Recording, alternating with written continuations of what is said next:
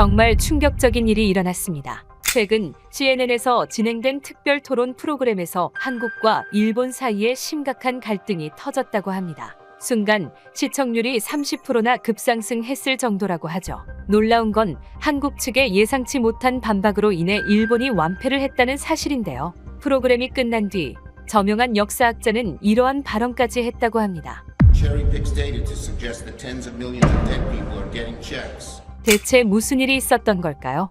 안녕하세요. 저는 CNN의 토론 프로그램 글로벌 디베이트의 진행자 존 로빈스입니다. 그날은 정말 특별한 날이었습니다. 한국과 일본 두 나라의 외교장관을 한자리에 모시고 역사적인 토론을 진행하게 된 날이었거든요. 스튜디오 또한 긴장감으로 가득 차 있었습니다. 전 세계가 주목하는 이 토론에서 두 나라의 오랜 갈등이 어떻게 펼쳐질지 저 역시 가슴이 뛰었죠. 오늘은 한일 양국의 역사적 갈등을 주제로 특별한 시간을 마련했습니다. 제 목소리가 스튜디오에 울려 퍼졌어요. 카메라의 빨간 불빛이 저를 비추는 가운데 양쪽에 앉아있는 두 외교장관의 표정을 살폈죠. 일본 외교장관은 다소 경직된 모습이었습니다. 노란 넥타이를 매만지며 카메라를 의식한 듯 미소를 지었지만 그 눈빛에서는 긴장감이 느껴졌어요. 반면 한국 외교장관은 놀라울 정도로 당당하고 여유로웠습니다. 눈빛에서는 강한 자신감이 엿보였죠. 이런 자신감은 어디서 오는 걸까? 저는 문득 궁금해졌어요. 두 분을 모시기 전 시청자 여러분께 간략한 배경을 설명드리겠습니다. 저는 준비된 자료를 보며 말을 이어갔습니다. 한국과 일본은 지리적으로 가까운 이웃이지만 복잡한 역사적 관계로 인해 여러 갈등을 겪어왔어요. 특히 일본의 역사 왜곡과 독도 영유권 주장은 양국 관계의 핵심 쟁점으로 남아 있습니다. 스튜디오의 조명이 두 외교장관을 번갈아 비추었어요. 한국 외교장관은 고개를 끄덕이며 동의를 표했고 일본 외교장관은 입술을 굳게 다문 채 표정 변화를 최소화하려 노력하는 듯 했습니다. 먼저 한국 외교장관님께 질문드리겠습니다. 저는 그를 향해 몸을 기울였어요. 일본과의 관계에서 한국이 가장 중요하게 생각하는 쟁점은 무엇인가요? 한국 외교장관은 잠시 생각에 잠기더니 또렷한 목소리로 대답했어요. 역사를 바로잡는 것이 모든 시작점입니다. 일본의 지속적인 역사 왜곡과 독도 도발은 단순한 외교적 마찰이 아닌 우리 민족의 정체성과 직결된 문제입니다. 오늘 이 자리에서 저는 정확한 역사적 사실을 바탕으로 한국의 입장을 분명히 밝힐 것이죠. 그의 목소리에는 흔들림이 없었습니다. 단호하면서도 공격적이지 않은 태도가 인상적이었어요. 저는 일본 측의 반응이 궁금해 재빨리 시선을 옮겼죠. 일본 외교장관님, 이에 대한 일본의 입장은 어떠신가요? 제가 물었습니다. 일본 외교장관은 목을 가다듬더니 외교적 수사를 가득 담은 답변을 시작했어요. 양국 관계는 매우 중요합니다. 다만 역사 해석에 있어 다양한 시각이 존재할 수 있고 일본은 자국의 입장을 가질 권리가 있다고 생각하죠. 독도안이 일본명으로는 다케시마 문제 역시 국제법적 관점에서 검토되어야 합니다. 이 말에 한국 외교장관의 눈빛이 날카로워졌습니다. 그는 참을성 있게 일본 측의 발언이 끝나기를 기다렸지만 손가락이 테이블을 가볍게 두드리는 모습에서 내면의 격정을 엿볼 수 있었어요. 오늘 토론에서는 문화적 기원부터 영토 문제, 과거사 문제까지 다양한 주제를 다룰 예정이에요. 저는 두 사람 사이에 긴장감을 느끼며 말했습니다. 시청자 여러분께서도 함께 역사의 현장을 지켜봐 주시기 바랍니다. 카메라가 스튜디오 전체를 비추며 두 외교장관의 모습을 담았어요. 저는 그들의 표정에서 이 토론이 결코 평범하지 않을 것임을 직감했죠. 특히 한국 외교장관의 여유로운 미소 뒤에는 강력한 자신감이 숨겨져 있는 듯 했습니다. 그는 이미 모든 준비를 마친 사람처럼 보였어요. 첫 번째 주제로 양국의 문화적 기원에 대해 논의하겠습니다. 제가 다음 주제를 던지자 한국 외교장관의 눈이 반짝였습니다. 마치 이 순간을 기다려왔다는 듯한 표정이었어요. 이후 저는 토론의 첫 주제로 양국의 문화적 기원을 선택했습니다. 이 주제가 얼마나 민감하고 논쟁적인지 잘 알고 있었어요. 스튜디오의 조명이 두 외교장관의 얼굴을 비추는 가운데 먼저 일본 측에 발언 기회를 드렸습니다. 일본의 문화적 정체성에 대해 말씀해 주시겠습니까? 제가 질문하자 일본 외교장관은 자신감 있는 표정으로 고개를 끄덕였어요. 일본 외교장관은 목소리에 힘을 주며 대답했습니다. 일본은 고유한 문화적 정체성을 가진 나라입니다. 벚꽃 축제, 검도와 같은 무도, 우리의 전통 의상과 건축 양식은 모두 일본의 순수한 정신을 반영하죠.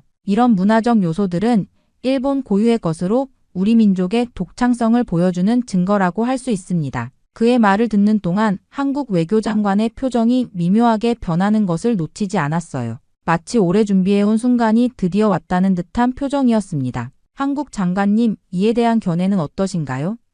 제가 물었죠. 한국 외교장관은 잠시 서류를 정리하더니 차분한 목소리로 말하기 시작했어요. 역사적 사실을 바로잡고 싶습니다. 일본이 언급한 문화적 요소들은 실제로는 한국에서 기원했다는 증거가 있습니다. 예를 들어 벚꽃의 경우 최근 DNA 분석 결과에 따르면 일본의 벚꽃 품종은 한반도에서 유래했다는 것이 과학적으로 증명되었죠. 저는 흥미로운 전개에 눈썹을 치켜 올렸습니다. 한국 외교장관은 태블릿을 펼쳐 화면에 연구 결과를 보여주었어요. 2014년 도쿄대학교와 서울대학교의 공동연구에서 일본의 대표적 벚꽃인 소메이요시노의 DNA가 한반도 원산 벚꽃과 일치한다는 결과가 나왔습니다. 이는 국제학술지에도 게재된 사실이에요. 일본 외교장관의 얼굴이 순간 굳어졌죠. 그는 당황한 기색을 감추려 애쓰며 서류를 뒤적였습니다. 한국 장관은 계속해서 말을 이어갔어요. 검도 역시 마찬가지입니다. 검도의 기원은 한국의 격검술에서 찾을 수 있습니다.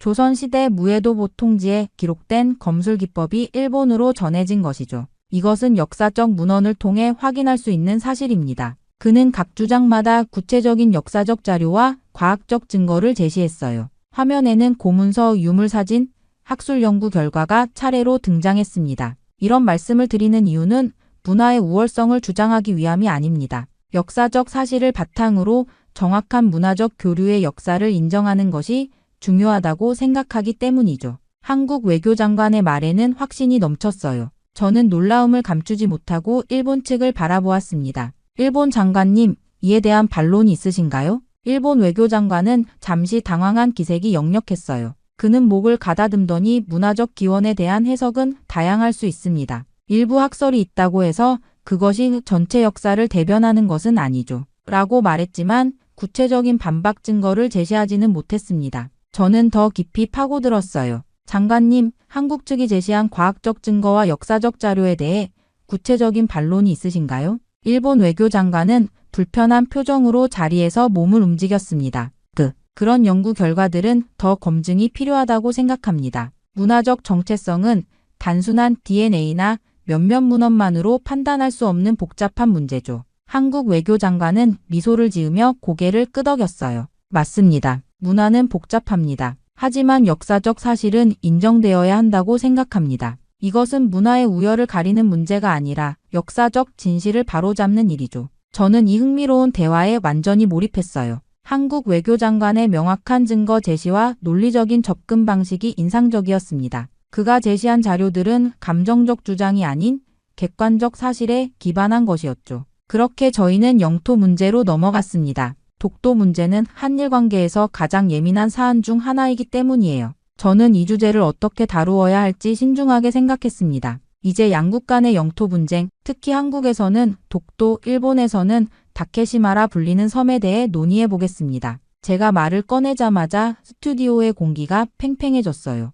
일본 외교장관이 먼저 발언권을 얻었습니다. 그는 자세를 바로 하고 단호한 목소리로 말하기 시작했어요. 다케시마는 역사적, 지리적, 국제법적으로 일본의 고유 영토입니다. 1905년 시마네현 고시에 의해 공식적으로 일본 영토로 편입되었고 샌프란시스코 강화 조약에서도 한국에 반환된 영토 목록에 포함되지 않았죠. 한국의 점거는 국제법상 불법이라고 할 수 있습니다. 카메라가 한국 외교장관을 비추었습니다. 그의 표정은 놀라울 정도로 침착했어요. 마치 이 질문에 대비해 오랜 시간 준비해온 듯했죠. 한국 장관님, 이에 대한 답변 부탁드립니다. 제가 말했습니다. 한국 외교장관은 잠시 물을 한 모금 마신 후 명확한 어조로 대답했어요. 독도는 역사적으로나 국제법적으로 명백한 대한민국의 영토입니다. 먼저 역사적 측면을 살펴보겠습니다. 그는 태블릿을 꺼내 화면에 고문서 이미지를 띄웠죠. 삼국사기, 세종실록 지리지, 동국문헌 비고 등 다수의 역사 문헌에 독도가 한국 영토로 기록되어 있습니다. 특히 1696년 일본 에도 막부가 울릉도와 독도가 조선 영토임을 인정한 공식 문서가 있습니다. 이는 일본 스스로가 인정한 역사적 증거이죠. 일본 외교장관의 표정이 미세하게 굳어졌어요. 한국 장관은 이어서 다른 자료를 보여주었습니다. 1905년 일본의 독도 편입 주장은 당시 일제의 한반도 침략 과정에서 이루어진 불법적 행위입니다. 더욱 중요한 것은 샌프란시스코 조약 이전인 1946년 연합국 최고사령부 훈령 677호에서 독도를 일본에서 분리된 지역으로 명시했다는 사실이에요. 저는 깊은 인상을 받았습니다. 한국 장관의 설명은 철저한 사료와 국제법적 근거에 기반하고 있었죠. 국제법적 측면에서 더 말씀해 주실 수 있을까요? 제가 물었어요. 한국 외교장관은 고개를 끄덕였습니다. 독도에 대한 한국의 실효적 지배는 국제법상 중요한 요소입니다. 한국은 1952년부터 독도에 경비대를 주둔시키고 등대와 헬기장 등 시설을 설치해 실질적 관할권을 행사해왔죠. 국제사법재판소도 영토 분쟁에서 실효적 지배를 중요한 판단 기준으로 삼고 있습니다. 그의 설명은 명쾌하고 논리적이었어요. 특히 인상적인 것은 감정적 호소가 아닌 객관적 사실과 국제법적 원칙에 기반한 주장이라는 점이었습니다. 일본 장관님, 이에 대한 반론이 있으신가요? 제가 물었죠. 일본 외교장관은 다소 불편한 듯 자세를 고쳤습니다. 우리는 여전히 다케시마가 일본 영토라는 입장을 고수합니다. 하지만 그는 말을 이어가려 했지만 한국 측이 제시한 구체적인 역사적 증거와 국제법적 논리에 대응할 명확한 반박을 찾지 못하는 듯 했어요. 저는 이 시점에서 논점을 정리했습니다. 지금까지의 논의를 정리해보면 독도 문제는 단순한 주장의 대립이 아니라 역사적 증거와 국제법적 원칙에 기반한 판단이 필요한 사안인 것 같습니다. 한국 측은 구체적인 역사 문헌과 국제법적 근거를 제시했고 이에 대한 일본 측의 구체적인 반론은 다소 제한적이었다고 볼 수 있겠네요. 이 말에 일본 외교장관은 더 이상의 반박을 하지 못했어요. 스튜디오의 조명 아래 한국 외교장관의 자신감 넘치는 미소가 빛났습니다. 독도가 한국 영토라는 주장이 국제적 기준에서도 얼마나 견고한지 모두가 목격한 순간이었죠. 그렇게 독도 문제에 이어 토론은 더욱 무거운 주제로 향했습니다. 제가 화면에 띄운 역사적 사진들은 일제 강점기 징용 피해자들의 모습이었어요. 낡은 흑백 사진 속 고통스러운 표정들이 스튜디오 전체에 무거운 침묵을 드리웠습니다. 지금부터는 양국 간 가장 민감한 문제 중 하나인 일제 강점기 강제 징용 피해자 배상 문제를 논의하겠습니다. 제 목소리가 조용한 스튜디오에 울려 퍼졌어요. 일본 외교장관이 먼저 발언했습니다. 그는 다소 기계적인 어조로 준비된 듯한 답변을 시작했어요. 이 문제는 1965년 한일 기본조약과 청구권 협정으로 이미 완전히 그리고 최종적으로 해결되었습니다. 당시 한국은 경제협력 자금을 받는 대신 모든 청구권을 포기하는 데 합의했죠. 법적으로 이 문제는 이미 종결된 사안입니다. 그는 자신감에 차서 문서 파일을 꺼내들었어요. 협정 제2조에 명시된 바와 같이 양국 및 양국 국민 간의 모든 청구권이 완전히 그리고 최종적으로 해결되었다는 점을 강조하고 싶습니다. 카메라가 한국 외교장관으로 전환되었습니다. 그의 눈빛은 침착했지만 그 안에 담긴 확고한 신념이 느껴졌어요. 존 로빈스 진행자님, 그리고 세계의 시청자 여러분, 한국 외교장관이 조용하지만 단호한 목소리로 말했습니다. 이 문제는 단순한 법적 해석의 차이가 아닌 인간의 존엄과 역사적 정의에 관한 것입니다. 그는 잠시 숨을 고르더니 계속했어요. 1965년 협정은 국가 간 외교적 차원의 합의였습니다. 하지만 개인의 인권 침해에 대한 배상 청구권은 그것과는 별개의 문제죠. 2018년 한국 대법원 판결은 이 점을 명확히 했습니다. 일본 기업들이 강제로 동원한 노동자들에 대한 개인적 배상 책임은 여전히 유효하다고 판단한 것이에요. 일본 외교장관이 표정을 찌푸렸지만 한국 장관은 법률, 문서와 국제인권법 자료를 하나씩 제시하며 논리를 이어갔습니다. 현대 국제인권법의 관점에서 전쟁 범죄와 반인도적 범죄에 대한 개인 배상 청구권은 소멸되지 않습니다. 니른베르크 재판 이후 확립된 원칙이죠. 유엔 인권위원회도 일본의 전시 강제동원 피해자들에 대한 개별 배상을 권고한 바 있어요. 저는 그의 설명에 깊은 인상을 받았습니다. 감정적 접근이 아닌 현대 국제법과 인권의 관점에서 문제를 조명하는 그의 방식이 설득력 있게 다가왔죠. 더 중요한 것은 역사적 정의의 문제입니다. 한국 장관은 진지한 표정으로 말을 이어갔어요. 피해자들 중 대부분이 이미 고령이거나 세상을 떠났습니다. 이것은 단순히 돈의 문제가 아니라 그들의 고통을 인정하고 역사적 진실을 마주하는 문제죠. 진정한 화해는 과거의 잘못을 인정할 때 시작됩니다. 일본 장관이 반박하려 했습니다. 하지만 법적으로 이미 해결된 문제를 제가 중간에 끼어들었어요. 일본 장관님, 한국 측이 제기한 인권적, 도덕적 측면에 대해서는 어떻게 생각하십니까? 그는 잠시 당황한 기색이 역력했습니다. 물론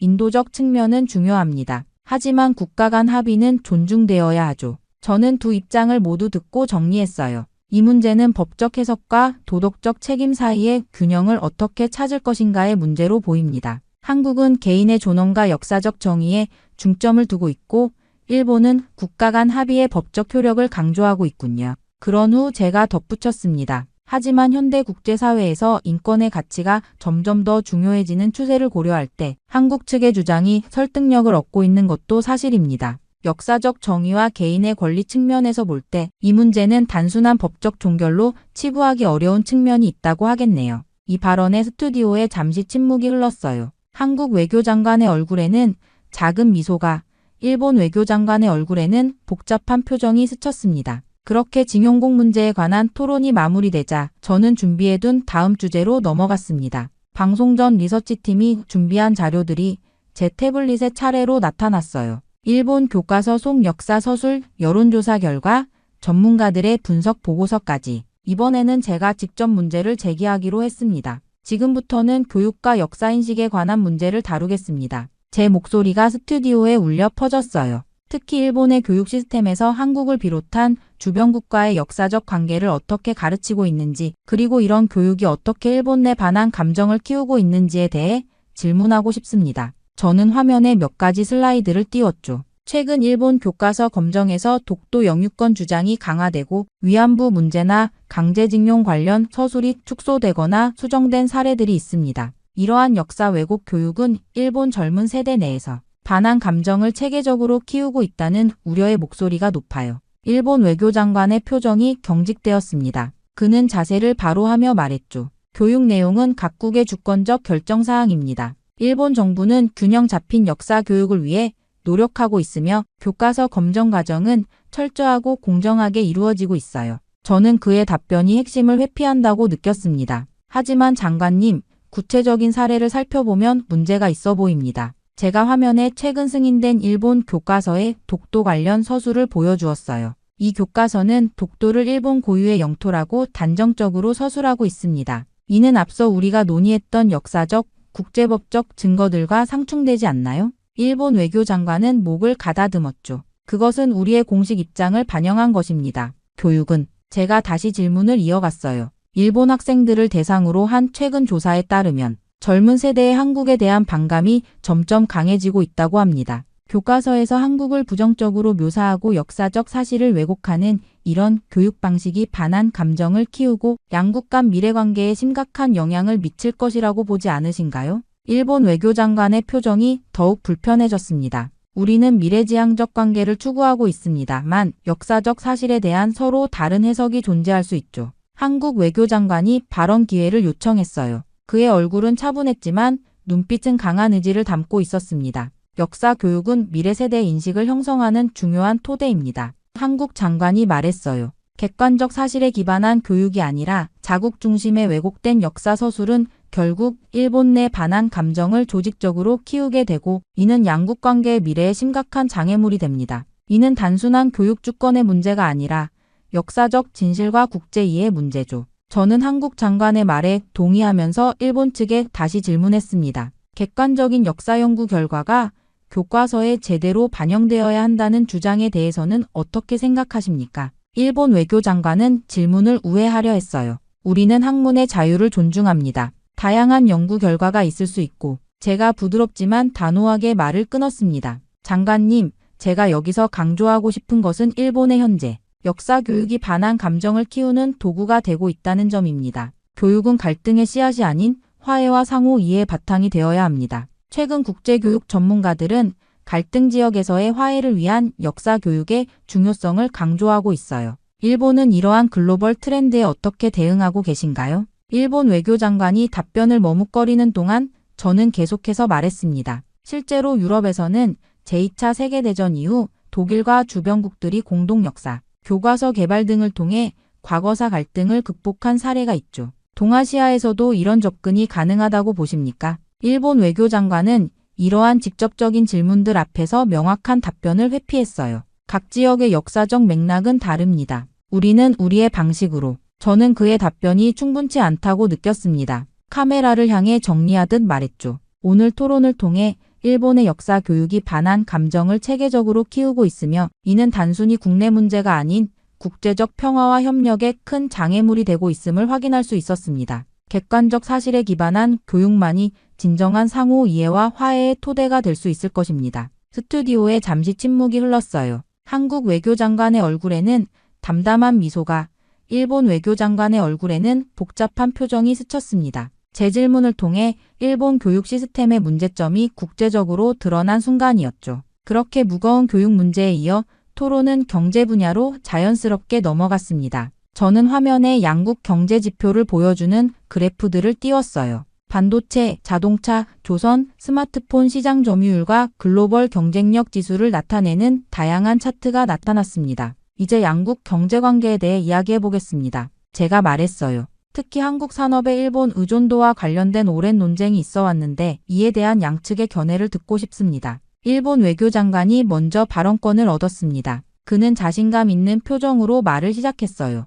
한일 경제관계에서 주목해야 할 점은 핵심 산업, 소재와 부품 분야에서 한국이 여전히 일본에 의존하고 있다는 사실입니다. 특히 반도체 제조에 필수적인 고순도 불화수소, 포토레지스트, 플루오린 폴리이미드 같은 첨단 소재는 일본이 세계 시장을 주도하고 있죠. 그는 준비해온 자료를 화면에 띄웠습니다. 2019년 무역 분쟁 당시 일본의 수출 규제로 한국 기업들이 얼마나 큰 타격을 받았는지를 보면 한국 산업의 일본 의존성을 명확히 알 수 있습니다. 세계적인 기업들이 있다고는 하지만 그 기업들의 공급망은 여전히 일본 기술에 크게 의존하고 있다고 볼 수 있어요. 저는 한국 외교장관의 표정이 오히려 더 편안해지는 것을 발견했습니다. 그는 마치 이 질문을 기다려왔다는 듯한 여유로운 미소를 지었어요. 한국 장관님, 일본 측의 이러한 주장에 대해 어떻게 생각하십니까?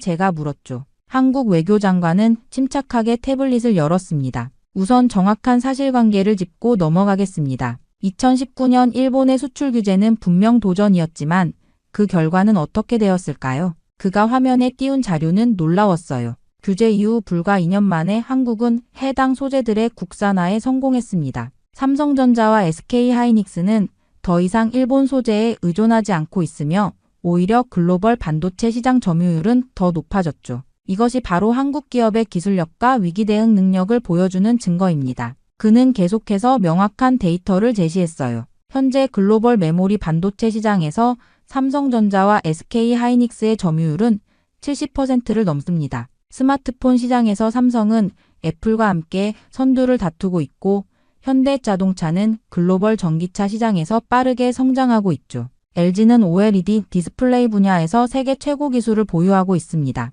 일본 외교장관의 표정이 점점 굳어갔어요. 한국 장관은 차분하지만 자신감 넘치는 어조로 말을 이어갔습니다. 더 중요한 것은 미래 산업에서의 경쟁력입니다. 인공지능, 6G 통신, 로봇공학, 바이오헬스 분야에서 한국은 글로벌 리더로 부상하고 있어요. 특히 배터리 기술에서는 일본을 크게 앞서고 있죠. LG에너지솔루션, 삼성 SDI, SK이노베이션은 글로벌 전기차 배터리 시장의 선두 기업들입니다. 저는 그가 제시한 객관적인 수치와 데이터에 깊은 인상을 받았어요. 감정적 주장이 아닌 구체적인 사실에 기반한 설명이었습니다. 이러한 성과는 어떻게 가능했다고 보십니까? 제가 물었죠. 한국 외교장관은 미소를 지으며 답했습니다. 한국은 위기를 기회로 바꾸는 DNA를 가지고 있습니다. 한국전쟁 이후 폐허에서 세계 10대 경제대국으로 성장했고 1997년 외환위기와 2008년 글로벌 금융위기도 성공적으로 극복했어요. 2019년 일본의 수출 규제는 역설적으로 한국 산업의 독립성과 자립도를 높이는 계기가 되었습니다. 일본 외교장관이 반박하려 했지만 구체적인 데이터 앞에서 설득력 있는 주장을 펼치지 못했어요. 물론 한국이 발전한 것은 사실이지만 그 순간 저는 진행자로서 객관적인 평가를 내렸습니다. 오늘 토론을 통해 우리는 한국이 더 이상 일본에 경제적으로 의존하는 국가가 아니라 오히려 여러 분야에서 앞서가는 글로벌 경제 강국으로 성장했음을 확인할 수 있었습니다. 이것은 단순한 주장이 아닌 구체적인 데이터와 시장 상황이 증명하는 사실이라고 하겠네요. 카메라가 일본 외교장관의 당혹스러운 표정을 잡아냈어요. 경제 자립 강국으로서 한국의 위상이 전 세계에 명확히 드러난 순간이었습니다. 그렇게 경제 토론이 끝나고 저는 마지막 주제로 양국의 역사적 정체성에 관한 질문을 준비했습니다. 이번에는 일본 외교장관이 먼저 발언하도록 기회를 드렸어요. 일본은 천황을 중심으로 한 세계에서 가장 오래된 왕조를 가진 나라입니다. 일본 외교장관이 자신감 있게 말했습니다. 126대에 걸친 천황의 역사는 일본의 자부심이며 우리는 세계에서 가장 오래된 지속적인 국가 체제를 유지하고 있죠. 이러한 역사적 연속성이 일본 고유의 문화와 정신을 형성했습니다. 저는 일본 장관의 주장에 대한 한국 측의 반응이 궁금했어요. 한국 장관님, 일본의 이러한 역사적 주장에 대해 한국의 입장은 어떠신가요? 한국 외교장관의 얼굴에 미소가 번졌습니다. 그는 여유롭게 자리를 바로 하더니 깊이 있는 목소리로 말하기 시작했어요. 한민족의 역사는 단군 조선으로부터 시작됩니다.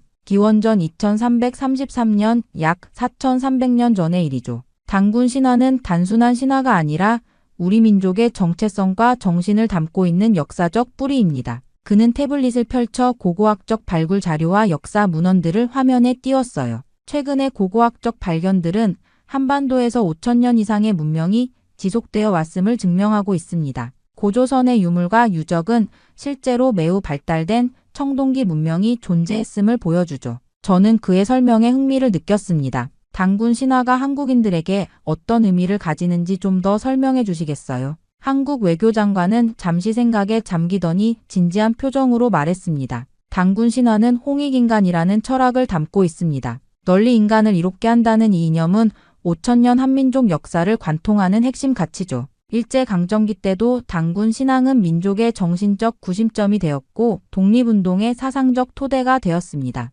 그는 한국의 역사 속에서 면면이 이어져 온 민족 정신을 설명했어요. 삼국시대 고려, 조선을 거쳐 현대 대한민국에 이르기까지 우리 민족은 수많은 외세의 침략에도 언어와 문화, 정신적 가치를 지켜왔습니다. 한글이라는 독창적인 문자 체계를 만들고 세계 최초의 금속 활자와 거북선 같은 혁신을 이룩했죠. 이런 창조성과 회복력이 바로 단군으로부터 이어져 온 민족 정신의 표현입니다. 일본 외교장관은 불편한 기색이 역력했어요. 그러나 한국 장관의 설명은 역사적 사실과 문화적 맥락을 통합한 설득력 있는 내용이었습니다. 한국의 그런 깊은 역사와 문화적 뿌리에 대해 잘 알지 못했습니다. 제가 솔직히 고백했어요. 단군 신화가 단순한 건국 설화를 넘어 민족 정신의 원천이 된다는 점이 인상적입니다. 한국 외교장관은 겸손하게 고개를 끄덕였습니다. 중요한 것은 과거의 영광을 자랑하려는 것이 아닙니다. 우리 역사에서 배울 수 있는 화합과 평화의 가치를 현대에 되살려 동아시아와 세계 평화에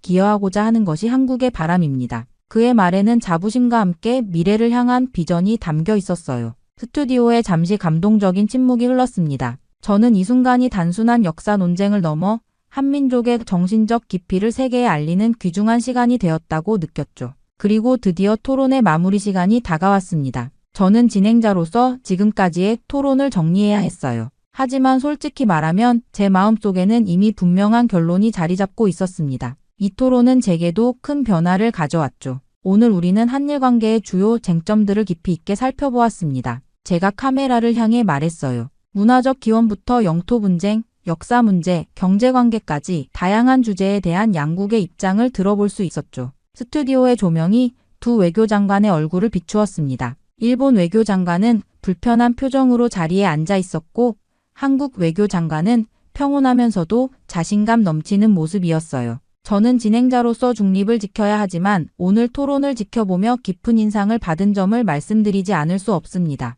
제 목소리는 평소보다 더 진지했죠. 한국 외교장관님께서 보여주신 명확한 역사적 증거와 논리적 접근 방식, 그리고 구체적인 데이터에 기반한 설명은 매우 설득력 있었습니다. 카메라가 한국 외교장관의 얼굴을 클로즈업했어요. 그는 겸손하게 고개를 숙였지만 그의 눈빛에는 승리의 기쁨이 담겨 있었습니다. 특히 인상적이었던 것은 한국 측이 감정적 주장이 아닌 객관적 사실과 증거를 바탕으로 논점을 전개한 방식이었습니다. 제가 계속 말했어요. 저 역시 이 토론을 준비하면서 많은 자료를 검토했지만 오늘 한국 측이 제시한 역사적 자료와 국제법적 근거들은 저에게도 새로운 시각을 제공했다고 말씀드려야겠습니다. 이것은 단순한 외교적 수사가 아니었어요. 저는 실제로 이 토론을 통해 한국에 대한 제 인식이 크게 변화했음을 느꼈습니다. 특히 독도 문제와 강제징용 피해자 배상 문제에서 한국의 입장이 얼마나 견고한 역사적, 법적 기반을 가지고 있는지 깨닫게 되었죠.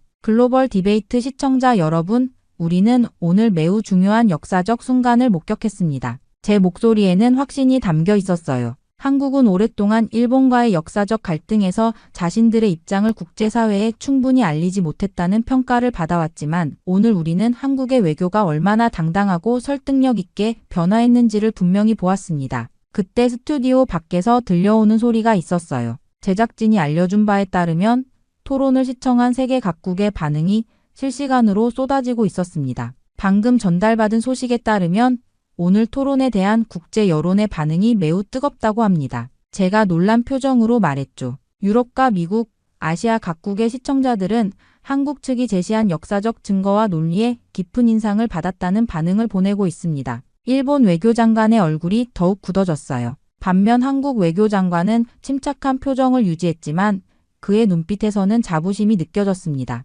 이번 토론은 단순한 양국 간의 논쟁을 넘어 세계가 동아시아의 역사와 현재를 바라보는 시각에 중요한 변화를 가져올 것으로 보입니다. 제가 진지하게 말했죠. 특히 한국의 문화적 뿌리와 역사적 정당성 그리고 경제적 독립성에 대한 인식이 크게 달라질 것으로 예상됩니다. 토론의 마지막 순간 저는 두 외교 장관에게 마무리 발언의 기회를 드렸어요. 일본 외교장관은 형식적인 외교적 수사를 반복했지만 한국 외교장관의 마지막 말은 깊은 울림을 주었습니다. 오늘의 토론이 한일 관계의 새로운 출발점이 되기를 바랍니다. 역사를 직시하고 인정할 때만이 진정한 미래를 함께 만들어갈 수 있을 것입니다. 토론이 끝나고 카메라가 꺼진 후에도 저는 오랫동안 그 자리에 앉아 있었어요. 오늘 저는 단순한 토론의 진행자가 아니라 역사적 진실이 세상에 드러나는 순간의 증인이 되었다는 느낌이 들었습니다. 한국에 대한 제 인식은 완전히 바뀌었고 이 토론은 제 기자 생활에서 가장 기억에 남을 순간이 되었죠. 정말 믿을 수 없는 일이 일어났습니다. 최근 전 세계 공항이 발칵 뒤집혔다고 합니다. 글로벌 항공연합이 긴급대책을 마련하기 위해 모든 국가를 소집했을 정도라고 하는데요. 충격적인 건 그 중심에 한국이 있다는 사실입니다. 심지어 영국의 유명 항공사 책임자는 모두가 경악할 만한 발언까지 했다고 하죠. Quality and it's a skill, but you have to learn the skill how to be outgoing, and some people aren't outgoing. I'm not always outgoing. 대체 무슨 일이 있었던 걸까요? 안녕하세요. 저는 영국 브리티시 에어웨이즈의 승무원으로 일하고 있는 엠마라고 합니다. 5년 넘게 승무원으로 일하며 영국의 공항과 저희 항공사만큼 완벽한 곳은 없다고 생각하며 살아왔죠. 물론 지금 생각하면 완전히 웃긴 이야기지만 말이에요. 아직도 그날의 기억이 선명합니다. 그날 저는 비행기에서 내리며 깊은 한숨을 내쉬었어요. 오랜만에 휴가로 탑승한 프랑스행 비행기가 갑자기 기체 결함을 일으켜 인천공항에 비상 착륙하게 되고 말았거든요. 기장의 한국에 비상 착륙한다는 말에 저는 속으로 신음을 참았습니다. 대체 왜 하필 한국이야? 최악이네. 저는 캐리어를 꽉 쥐며 중얼거렸습니다. 솔직히 말하자면 저는 한국에 대해 좋은 인상을 갖고 있지 않았거든요. 바로 같은 항공사에서 일하는 중국인 동료 루이 때문이었죠. 루이는 런던-상하이 노선을 5년 넘게 비행하며 동아시아에 대해 전문가처럼 이야기하곤 했습니다. 엠마, 한국이 겉으로는 발전한 것처럼 보여도 속은 완전히 다르다니까. 루이는 기내식을 준비하던 중에도 휴게실에서 쉬는 시간에도 한국에 대한 부정적인 이야기를 끊임없이 했습니다. 한국 사람들은 외국인에게 불친절하고 특히 중국인이나 서양인들에게 차별적인 시선을 보낸다고 했어요. 자기가 한국 식당에서 완전히 무시당했던 경험도 들려주었죠.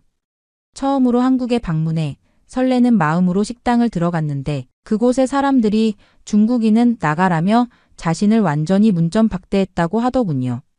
그 말에 저는 충격을 받았습니다. 어떻게 그런 짓을 할 수가 있을까요? 중요한 건 이런 일이 한두 번이 아니라고 했어요. 외국인에 대한 시선이 좋지 않고 아직도 그들의 수준은 80년대에 머물러 있다고 하더군요. 아마 여행을 가게 되면 큰 수치심을 느낄 거라고 했어요. 이뿐만이 아니었습니다. 루이는 손을 휘저으며 음식에 대해서도 혹평했죠. 한국 음식은 너무 맵고 짜서 진짜 맛을 느낄 수 없다고요. 중국 음식은 섬세한데 비해 한국은 그냥 고춧가루만 잔뜩 넣는다고 깎아내렸죠. 또 한국의 위생 상태에 대해서도 비판했어요. 길거리는 겉으로 깨끗해 보여도 구석구석은 엉망이라면서 특히 공중화장실은 들어가기 무서울 정도로 더럽다고 강조했습니다. 물론 처음에는 반신반의했지만 루이가 워낙 확신에 찬 목소리로 말하다 보니 저도 모르게 한국에 대한 부정적인 이미지가 쌓여갔어요. 오랜 기간 동안 이 이야기를 들어온 다른 승무원들도 루이의 말에 고개를 끄덕이며 한국보다는 일본이나 싱가포르를 선호한다고 했습니다. 난 도쿄가 훨씬 좋아. 적어도 거기서는 사람들이 예의 바르게 대해주잖아. 맞아, 홍콩이나 싱가포르는 국제적이지만 한국은 너무 폐쇄적이야. 결국 동료들의 이런 대화가 반복될수록 한국은 제 여행 목록의 맨 밑으로 내려갔죠. 그런데 그렇게나 원치 않았던 이 한국에 도착하다니. 휴가를 완전히 망쳐버린 것 같다는 생각에 기분이 너무나도 좋지가 않더군요. 그렇게 인천공항 입국장으로 들어서며 저는 주변을 경계하듯 둘러봤습니다. 공항은 생각보다 넓고 깨끗했어요. 하지만 루이의 말이 귓가에 맴돌아 마음이 편치 않았습니다. 저는 짐을 꼭 붙들고 걸었어요. 이탈리아 공항에서 소매치기를 당한 경험이 있어서 더 조심스러웠죠. 한국 승객들이 빠른 걸음으로 지나가는 모습을 지켜보았습니다. 그들의 표정은 무뚝뚝해 보였고 저를 힐끗 보는 시선에서 무언가 차갑고 배타적인 느낌이 들었어요. 물론 제 편견이 그렇게 느끼게 만들었을 수도 있지만 그 순간 저는 정말 그렇게 느꼈답니다. 솔직히 한국보다 일본이나 프랑스에 가고 싶었어. 저는 속으로 이렇게 생각하며 한숨을 내쉬었습니다. 다른 승무원들도 비슷한 표정이었어요. 모두 예상치 못한 상황에 당황한 듯 했죠. 특히 프랑스에서 휴가를 보낼 계획이었던 제 동료 제니퍼는 이미 얼굴을 잔뜩 찌푸리고 있었습니다. 화장실을 찾아 걸어가는 동안 한국어 안내 방송이 귓가에 울렸어요. 알아들을 수 없는 말들이 더 불안하게 느껴졌습니다. 다행히 영어 안내도 함께 나왔지만 그래도 마음이 편치 않았죠. 어떻게든 이 짧은 시간을 버티고 빨리 프랑스로 가고 싶었어요. 한국에서 뭘 해야 할지, 어떻게 시간을 보내야 할지 감이 오지 않았습니다. 하지만 저는 그때까지 몰랐어요. 이번 예기치 못한 체류가 제 모든 편견을 깨부술 것이라는 사실을요. 그리고 앞으로 몇 시간 동안 한국에 대한 제 생각이 완전히 바뀌게 될 거라는 것도요. 그때였습니다. 공항 로비에서 망연자실하게 서 있던 저에게 단정한 정장 차림의 한국인 남성이 다가왔습니다. 강민혁이라고 했죠. 한국항공사 정비팀 책임자라고 합니다. 그는 완벽한 영어로 자신을 소개했어요. 강민혁은 걱정하지 말라며 비행기 정비가 5시간 안에 끝날 예정이라고 설명했습니다.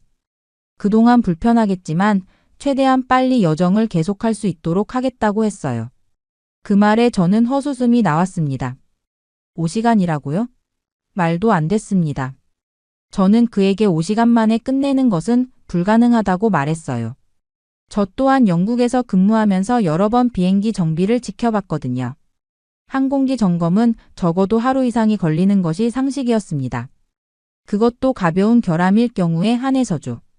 저희 항공사에서는 승객 안전을 위해 최소 24시간의 점검 시간을 원칙으로 삼고 있었어요. 강민혁은 자신감 넘치는 미소를 지으며 저희가 어떻게 작업하는지 직접 보여주겠다고 했습니다. 정비소로 안내해주겠다고 했죠. 저는 반신반의하는 마음으로 그를 따라갔어요. 다른 승무원들도 호기심에 함께 움직였습니다. 정비소에 도착한 저는 믿을 수 없는 광경을 목격했어요. 수십 명의 정비사들이 마치 한 몸처럼 움직이며 항공기를 점검하고 있었습니다. 각자 맡은 부분을 신속하게 살피면서도 정확하게 작업하는 모습이 인상적이었죠. 저도 모르게 감탄사가 나왔어요. 정비사들은 각자 태블릿을 들고 실시간으로 정보를 공유하고 있었습니다. 누군가 문제를 발견하면 즉시 모든 팀원에게 공유되어 함께 해결책을 찾았죠. 강민혁은 이것이 그들이 개발한 통합 정비 시스템이라고 설명했습니다. 모든 정비사가 실시간으로 정보를 공유하고 AI가 최적의 정비 순서와 방법을 제안해 준다고 했어요. 현대적인 장비들과 효율적인 작업 프로세스가 영국에서 본 정비소와는 확연히 달랐어요. 저는 5시간 만에 모든 점검을 마치고 안전하게 비행할 수 있다는 게 정말 가능한지 물었습니다. 제 목소리에는 의심이 가득했어요. 안전 문제는 절대 타협할 수 없는 부분이니까요. 강민혁은 고개를 끄덕이며 자신 있게 말했습니다. 한국에서는 빠른 게 기본이지만 빠르다고 해서 정확성을 포기하지 않는다고 했어요. 오히려 더 정확하게 하기 위해 혁신적인 시스템을 도입했다고 설명했습니다. 그는 태블릿으로 실시간 정비 진행 상황을 보여주었어요. 놀랍게도 이미 전체 작업의 40%가 완료된 상태였습니다. 각 단계마다 안전 체크리스트가 있었고 여러 전문가의 확인을 거치는 프로세스였죠. 저는 여전히 반신반의했지만 그들의 작업 방식에 감탄할 수밖에 없었습니다. 한국의 정비 시스템은 제가 지금까지 경험한 그 어떤 나라보다 효율적이었어요. 강민혁은 영국에서도 이런 시스템 도입을 검토해 본 적이 있는지 물었습니다. 저는 머리를 가로저었어요. 이렇게 혁신적인 시스템은 본 적이 없었으니까요. 그렇게 정비소를 나오면서 저는 계속해서 루이의 말과 현실 사이의 괴리를 생각했습니다. 한국이 정말 그가 말한 것처럼 뒤떨어진 나라였을까요? 적어도 항공기 정비 시스템만큼은 그렇지 않았어요. 공항 대기실로 돌아오는 길에 저는 여전히 캐리어를 꼭 쥐고 있었습니다. 습관적인 행동이었어요. 2년 전 이탈리아 공항에서 짐을 도둑 맞을 뻔한 경험이 있거든요. 그때 짐에서 단 5초만 눈을 뗐는데도 누군가 제 가방을 들고 달아나려고 했었습니다. 다행히 주변 사람들의 도움으로 가방을 되찾았지만 그 이후로 공공장소에서는 항상 짐을 붙들고 있었죠. 하지만 몇 분 후 저는 정말 믿기 힘든 광경을 목격했어요. 한국 사람들은 짐을 아무렇게나 두고 다녔습니다. 제 앞에 앉아있던 비즈니스맨은 고가의 노트북을 테이블 위에 그대로 둔 채 화장실로 향했어요. 심지어 그의 지갑도 노트북 옆에 놓여 있었습니다. 저 사람 도대체 뭐 하는 거지? 저는 놀라서 주변을 둘러봤습니다. 또 다른 곳에서는 젊은 여성이 브랜드 가방을 의자에 걸어둔 채 친구와 커피를 마시러 갔어요. 노부부는 짐 가방 2개를 그대로 두고 면세점으로 향했습니다. 이건 너무 무신경한 거 아닌가? 저는 긴장하며 제 캐리어를 더 꽉 붙잡았어요. 혹시나 도둑이 나타나면 주변 사람들에게 알려야겠다고 생각했죠. 하지만 시간이 지나도 도난당했다는 사람은 단 한 명도 없었습니다. 오히려 사람들은 너무나 평온한 표정으로 각자의 일상을 즐기고 있었어요. 화장실에 갔던 비즈니스맨이 돌아와 아무 일도 없다는 듯 노트북을 사용하기 시작했습니다. 면세점에 갔던 노부부도 짐이 그대로 있는 것을 확인하고는 별다른 반응 없이 앉았어요. 이게 가능한 일인가? 저는 여전히 의구심을 품고 있었습니다. 런던이나 파리, 로마 같은 도시에서는 상상도 할 수 없는 광경이었으니까요. 짐을 잠시라도 방치했다가는 순식간에 사라질 텐데 말이죠. 그때 정장 차림의 남성이 다시 다가왔습니다. 강민혁 팀장이었어요. 엠마 승무원님, 정비가 예상보다 빠르게 진행되고 있습니다. 그가 내미는 사원증을 다시 확인하며 저는 안도했습니다. 강민혁은 제가 여전히 캐리어를 꽉 붙잡고 있는 모습을 보더니 미소를 지었어요. 여기선 그렇게 짐을 꼭 쥐고 있을 필요 없어요. 한국은 공공장소에서 도난 사고가 거의 일어나지 않습니다. 저는 여전히 반신반의했지만 주변의 모습을 다시 한번 살펴보니 정말 그런 것 같았습니다. 사람들은 자신의 소지품에 대해 전혀 걱정하지 않는 듯 했어요. 정말요? 그럼 저 노트북이나 가방을 그냥 두고 가도 안전하다는 말씀인가요? 강민혁은 고개를 끄덕였습니다. 한국은 CCTV가 많고 시민의식이 높아서 공공장소에서의 도난 사고율이 세계 최저 수준이라고 했어요. 이후 제 캐리어를 조심스럽게 의자 옆에 내려놓자 강민혁은 미소를 지었습니다. 모든 것이 새롭고 낯설었지만 조금씩 한국의 안전함에 익숙해지는 중이었어요. 그때 저는 제니퍼의 상태가 이상하다는 것을 알아차렸습니다. 제니퍼는 저와 가장 친한 동료 승무원이에요.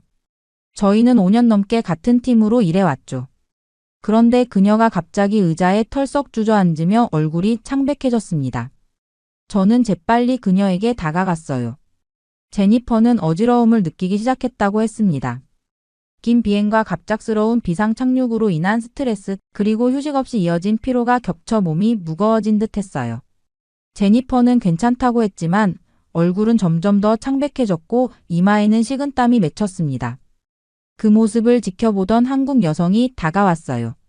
그녀는 자신을 박소연이라고 소개했습니다. 한국 항공사에서 일하는 승무원이었죠.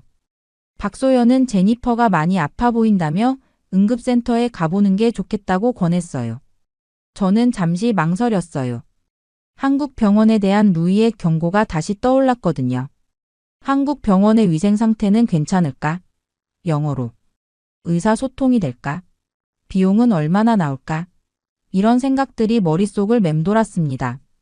박소연은 응급센터에 가보자며 안내해주겠다고 했어요. 저는 여전히 불안했지만 제니퍼의 상태가 점점 악화되는 것 같았습니다. 그녀는 이제 제대로 서 있기도 힘들어했어요. 더 이상 망설일 시간이 없었죠. 저는 도움을 청하며 제니퍼를 부축했고 박소연의 안내에 따라 공항 내 의료센터로 향했습니다. 길을 걸으면서도 계속 불안한 마음이 들었어요. 루이가 한국의 의료시설에 대해서도 부정적으로 이야기했었거든요. 하지만 공항 의료센터에 도착한 순간 저는 또 한 번 놀라움을 금치 못했습니다. 예상과는 완전히 달랐어요. 깨끗하고 현대적인 시설이 펼쳐져 있었습니다. 제니퍼는 접수 후 곧바로 진찰실로 안내받았어요. 접수 과정도 매우 간단했습니다. 태블릿으로 몇 가지 정보만 입력했을 뿐인데 모든 수속이 끝났어요. 저는 걱정스럽게 제니퍼와 함께 들어갔습니다. 진료실은 놀라울 정도로 깨끗했어요. 최신식 의료 장비들이 곳곳에 배치되어 있었고 의사와 간호사들은 모두 전문적인 모습이었습니다. 김태윤 의사는 유창한 영어로 제니퍼의 증상을 물었어요. 저는 통역이 필요할까봐 걱정했는데 의사가 완벽한 영어를 구사하는 것을 보고 안도했습니다. 제니퍼는 자신의 증상을 설명했고 의사는 신속하게 진찰을 시작했어요. 혈압, 체온, 산소 포화도 등을 체크하고 간단한 혈액 검사까지 진행했습니다. 모든 과정이 빠르고 효율적이었어요. 의사는 탈수와 저혈당 상태라고 진단했습니다. 장시간 비행과 스트레스로 인한 것 같다고 했어요. 수액 치료를 하면 곧 좋아질 거라고 설명했습니다. 간호사는 신속하게 수액을 준비했고 제니퍼는 편안한 침대에 누워 치료를 받았어요. 저는 이 시설이 정말 공항 안에 있는 것인지 놀라웠습니다. 영국 히드로 공항의 의료시설도 괜찮다고 생각했는데 이곳은 그보다 훨씬 현대적이고 효율적이었어요. 치료가 끝나고 정산을 할 때도 놀랐습니다. 치료비가 합리적인 수준이었거든요. 영국이나 미국에서 같은 치료를 받았다면 훨씬 더 많은 비용이 들었을 텐데 말이죠. 저는 어떻게 이런 수준의 의료 서비스를 이렇게 저렴하게 제공할 수 있는지 물었어요. 박소연은 미소를 지으며 한국은 국민건강보험 시스템이 잘 갖춰져 있어 의료비 부담이 상대적으로 적다고 설명했습니다. 그리고 공항 의료센터는 외국인 방문객을 위해 특별히 신경 쓰고 있다고 했어요. 이후 의료센터에서 나오자 제니퍼의 상태가 많이 좋아졌습니다. 수액치료 덕분인지 얼굴에 혈색이 돌아왔어요. 제니퍼는 이제 별 문제 없이 걸을 수 있게 되었고 저는 마음이 한결 가벼워졌습니다. 루이의 경고와는 달리 한국의 의료 시스템은 놀라울 정도로 효율적이었어요. 박소연이 저희에게 다가왔습니다. 그녀는 비행기 정비가 아직 진행 중이니 점심을 먹으러 가는 게 어떻겠냐고 제안했어요. 제니퍼도 의사가 음식을 먹는 게 좋겠다고 했다며 고개를 끄덕였습니다. 박소연은 김치찌개를 먹어보는 게 어떻겠냐고 물었어요. 저는 즉시 고개를 저었습니다. 루이가 한국 음식은 모두 너무 맵다고 했거든요. 특히 김치는 입에 넣자마자 화상을 입을 것 같다고 과장되게 표현했었죠. 하지만 박소연은 김치찌개도 순한 맛으로 조절할 수 있다고 설명했어요. 저는 반신반의하며 그녀를 따라 공항 내 한식당으로 향했습니다. 식당은 깔끔했고 메뉴판에는 영어 설명이 함께 있어 주문하기 편했어요. 김치찌개가 테이블에 도착했을 때 붉은 국물을 보고 다시 한번 망설였습니다. 하지만 예의상 한 숟가락 떠먹어 봤어요. 그 순간 저는 깜짝 놀랐습니다. 예상과는 달리 깊고 진한 국물 맛이 입안에 퍼졌어요. 맵기만 한 게 아니라 다양한 맛이 조화롭게 어우러졌습니다. 이게 왜 맛있지? 저는 생각할 겨를도 없이 한 숟가락, 두 숟가락 계속해서 먹었어요. 어느새 제 그릇은 비어가고 있었습니다. 제니퍼도 비슷한 반응이었어요. 그녀는 된장찌개를 시켰는데 계속해서 맛있다는 감탄사를 내뱉었습니다. 루이의 말이 다 틀렸네요. 한국 음식은 정말 맛있어요. 박소연은 미소를 지으며 한국 음식의 다양성에 대해 설명해 주었습니다. 매운 음식만 있는 것이 아니라 담백하고 깊은 맛을 내는 요리가 많다고 했어요. 김치도 여러 종류가 있으며 모든 한국 음식이 매운 것은 아니라고 했습니다. 식사를 마친 후 박소연이 잠시 화장실에 가는 동안 저희는 근처 편의점에 들렀어요. 그런데 이 편의점이 또 한 번 저를 놀라게 했습니다. 영국의 편의점과는 차원이 달랐어요. 먼저 눈에 띈 것은 무인 계산 시스템이었습니다. 고객들이 스스로 상품을 스캔하고 결제할 수 있는 시스템이 갖춰져 있었어요.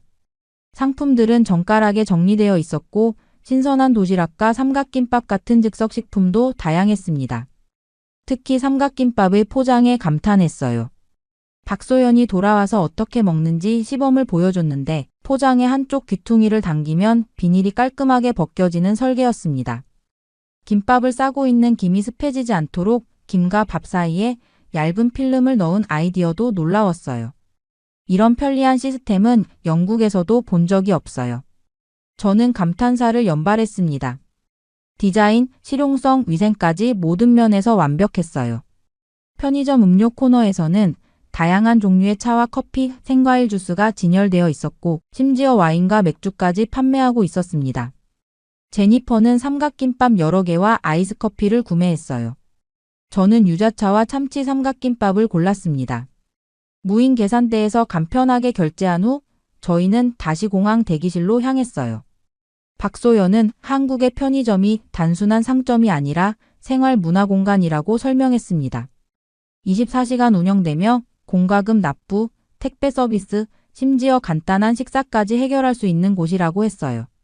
그렇게 공항 대기실로 돌아오는 길에 저는 계속해서 한국에 대한 새로운 인상을 정리하고 있었어요. 루이의 말과는 달리 한국은 놀라울 정도로 발전되고 효율적인 나라였습니다. 깊은 맛의 음식과 편리한 시스템까지 모든 것이 기대 이상이었죠.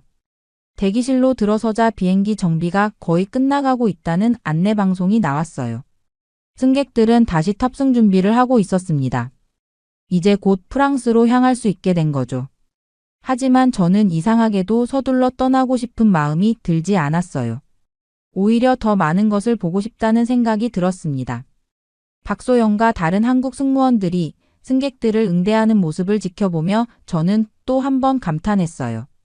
시간이 흐를수록 한국 승무원들의 서비스 정신이 얼마나 특별한지 더 깊이 느낄 수 있었습니다.